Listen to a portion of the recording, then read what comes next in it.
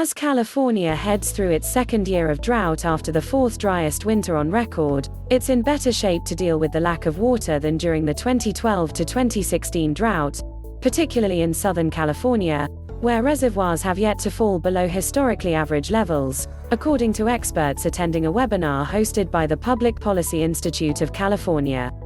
Unlike the last drought, Sacramento and the North Coast regions have been hardest hit this time. That led Governor Gavin Newsom last month to declare a drought emergency for Mendocino and Sonoma counties. Last time, Southern California bore a greater portion of the dry weather. While the scientific consensus is that as climate change makes the state susceptible to increasingly severe droughts, steps are being taken to adapt. We have new systems to help us avoid the worst impacts of the drought, said Alvar Escriva-Bou, a PPIC researcher, during the webinar on Thursday, May 6. Measures taken last time around, such as replacing ornamental lawns and thirsty plants, have resulted in water demand being lower than in 2012, Escriva-Bou said. In his emergency declaration, Newsom noted that cities are using 16% less water than at the beginning of the last drought. Escriva-Bou also pointed to investments to improve water supplies and new drought planning requirements.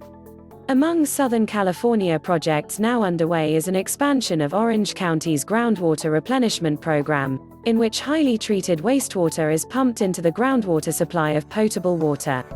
A similar pilot project, in Carson, could result in the treated wastewater also being piped directly to customers. Laurel Firestone, who sits on the State Water Resources Control Board, agreed that the state is increasingly prepped to live with less rain and snow. "I've seen a huge change in our ability to communicate and coordinate early and effectively," she said. "We are much better prepared than we were last time.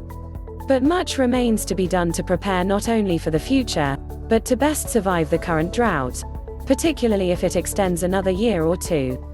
While larger urban areas and farmers are relatively well prepared to weather the year and beyond, smaller rural communities that rely on shallow groundwater wells are particularly vulnerable to shortages, Firestone said.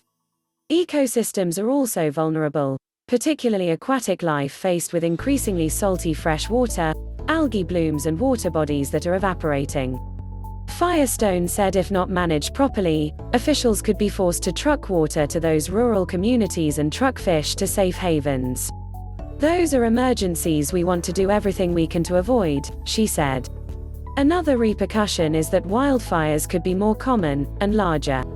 "We had fires that have begun, already, unprecedented for this time of year," said Grant Dave, general manager of the Sonoma County Water Agency.